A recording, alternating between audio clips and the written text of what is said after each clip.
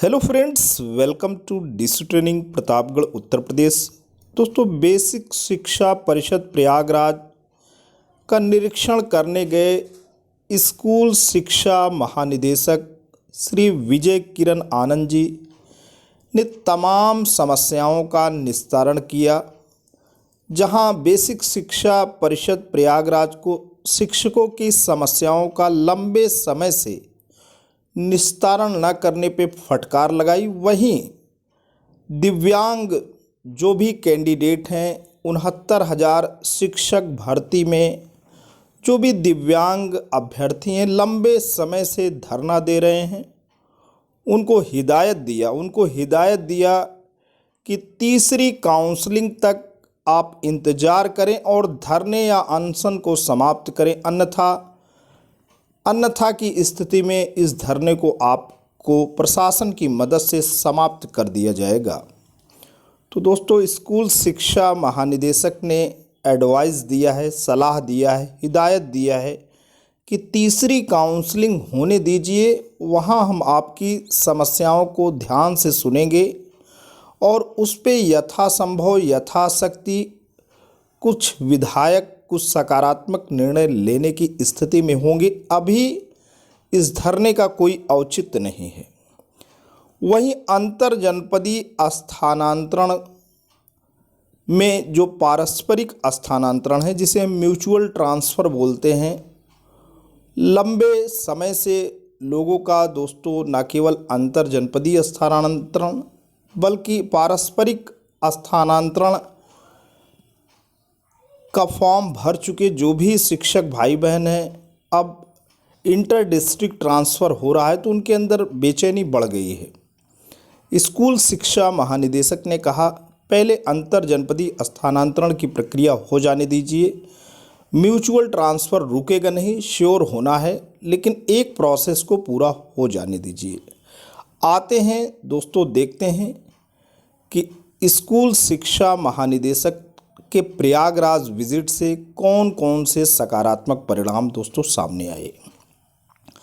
शिक्षकों के मामलों का निस्तारण नहीं होने से बिफरे महानिदेशक। दोस्तों, बात करते हैं अमर उजाला ब्यूरो से और ये कवरिंग न्यूज़ है प्रयागराज से बात हो रही दोस्तों कि बेसिक शिक्षा परिषद का निरीक्षण करने पहुंचे प्रदेश के महानिदेशक स्कूल शिक्षा ने प्रदेश कार्यालय में शिक्षकों के हजारों मामले लंबित होने पर नाराजगी जताई।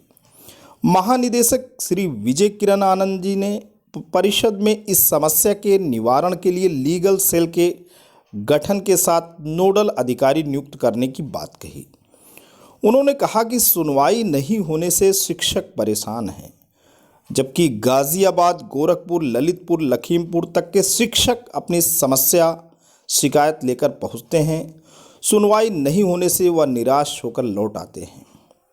महानिदेशक ने कहा कि लीगल सेल में एक नोडल अधिकारी नियुक्त होगा। इसका सहयोग करने के लिए 2 अन्य अधिकारियों को वहां से जोड़ा जाएगा। उन्होंने समीक्षा के दौरान यह भी कहा कि बेसिक शिक्षा विभाग का सचिव बेसिक शिक्षा परिषद कार्यालय का महत्वपूर्ण अंग है। यहाँ किसी प्रकार की हीला-हवाली स्वीकार नहीं है। एडी बेसिक के कार्यालय का भी निरीक्षण किया गया।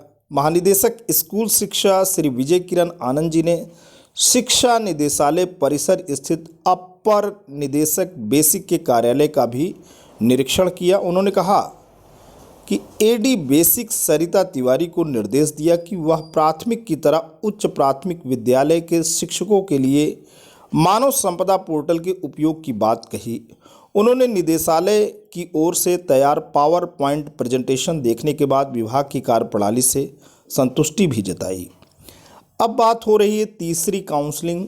जी हाँ दोस्तों, स्कूल शिक्षा महानिदेशक के प्रयागराज विजिट से एक विधायक सकारात्मक बात सामने आई है और वो है तीसरी काउंसलिंग।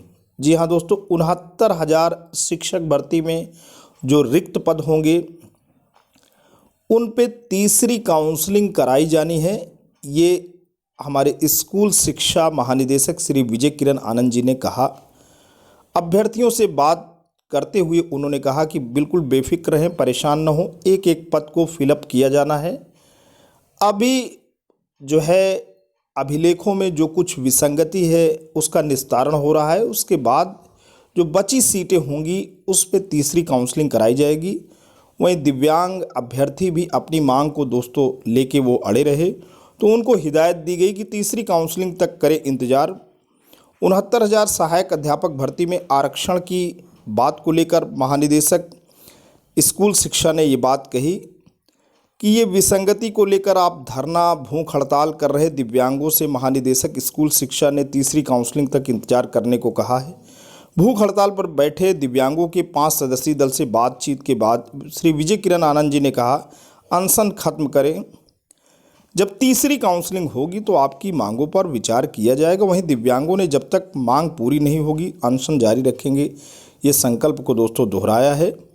अब अंतर जनपदीय स्थानांतरण पूरा होने के बाद ही म्यूचुअल ट्रांसफ़र होना है। पारस्परिक स्थानांतरण के संबंध में भी दोस्तों एक गुड न्यूज़ है कि इंटर डिस्ट्रिक्ट ट्रांसफ़र हो जाए, उसके बाद म्यूचुअल या पारस्परिक स्थानांतरण का मौका जो अभ्यर्थी आवेदन कर चुके हैं उन्हें दोस्तों मिलना है। बेसिक शिक्षा परिषद कार्यालय के निरीक्षण के बाद महानिदेशक स्कूल शिक्षा श्री विजय किरण आनंद जी से म्यूचुअल ट्रांसफ़र के लिए आवेदन करने वाले शिक्षकों ने मुलाकात की। महानिदेशक ने शिक्षकों से कहा कि पहले अंतर जनपदीय स्थानांतरण की प्रक्रिया पूरी होगी, इसके बाद ही पारस्परिक अंतर जनपदीय स्थानांतरण के मामले पर विचार किया जाएगा। म्यूचुअल ट्रांसफ़र के लिए आवेदन करने वाले शिक्षकों के फॉर्म की जांच करके उनको लॉक किया जाना अभी बाकी है।